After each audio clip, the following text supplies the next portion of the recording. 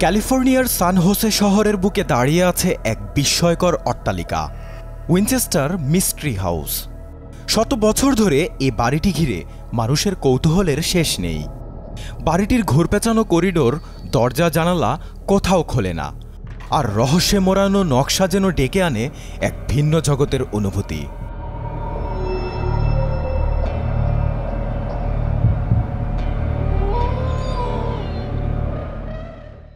এই অদ্ভুত বাড়িটির মালিক ছিলেন সারা উইনচেস্টার, বন্দুক ব্যবসায়ী উইলিয়াম ওয়ার্ট উইনচেস্টারের স্ত্রী।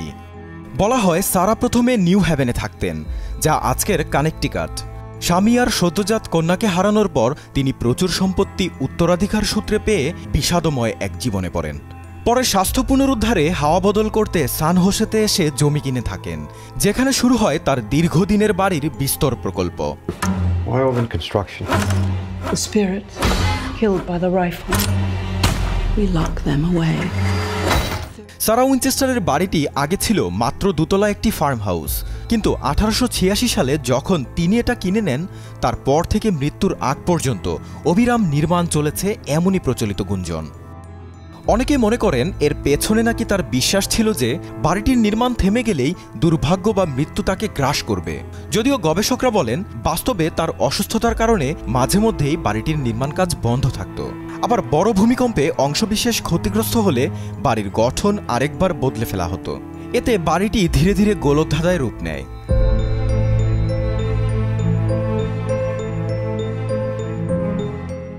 উইনচেস্টার মিস্ট্রি হাউস দেখলে মনে হবে এটি যেন ইচ্ছাকৃতভাবে বানানো কোনো এক ধাঁধা। এখানে এমন সব সিঁড়ি আছে যা হঠাৎ করেই ছাদে গিয়ে ঠেকেছে, কোনো দরজা বাইরে খোলার বদলে দেয়ালে আটকে গেছে, আবার কিছু জানালা তৈরি হয়েছে ঘরের ভেতরে তাক করে।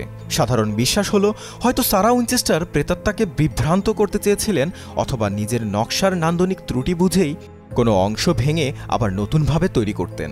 এসব গুজবকে ঘিরে বাড়ির কাহিনীগুলো আরও জমে উঠেছে।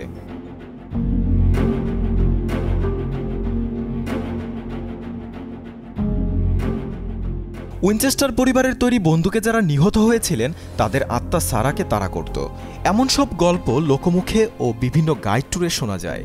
কেউ কেউ দাবি করেন বাড়ির ভেতরে অস্বাভাবিক শব্দ কিংবা ছায়া আকৃতি দেখা যায়, বা অদ্ভুত গন্ধও পাওয়া যায়। আবার অনেকে বলছেন ভূতের কথা সবই খেয়াল উদ্রেক করা ঘটনার ফল। পুরনো ও বিশাল বাড়িতে বাতাস চলাফেরা করা আর কাঠের শব্দকে অতি প্রকৃতি বলে ভুল করা হতে পারে। তবু রহস্যের মোহনীয় আকর্ষণেই প্রতি বছর হাজার হাজার পর্যটক এখানে ভিড় জমান।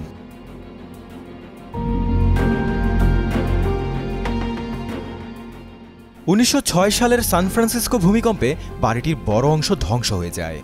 সারা উইনচেস্টার আবারও ঘর সংখ্যা কমিয়ে এগুলোকে পুনর্নির্মাণ করেন। 1922 সালে যখন তিনি মারা যান, তখন বাড়িতে 160টি কক্ষ, 10,000 জানালা, 2,000 দরজা, 47টি সিঁড়ি, 47টি ফায়ারপ্লেস, 13টি বাথরুম আর 6টি রান্নাঘর ছিল বলে জানা যায়। সারার মৃত্যুর মাত্র 9 মাস পর বাড়িটি জনসাধারণের জন্য উন্মুক্ত করা হয়। এর মালিকানা একাধিকবার হাতবদল হয়ে বর্তমানে পর্যটন কেন্দ্র হিসেবে পরিচালিত হয়।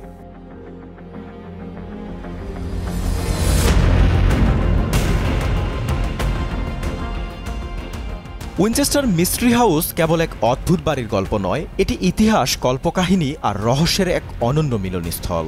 সারা উইনচেস্টারের ব্যক্তিগত দুঃখ আর রক্ষণশীল সমাজের কুসংস্কার যে কিভাবে স্থাপত্যে প্রতিফলিত হতে পারে, এই বাড়ি যেন তারই এক জীবন্ত দলিল।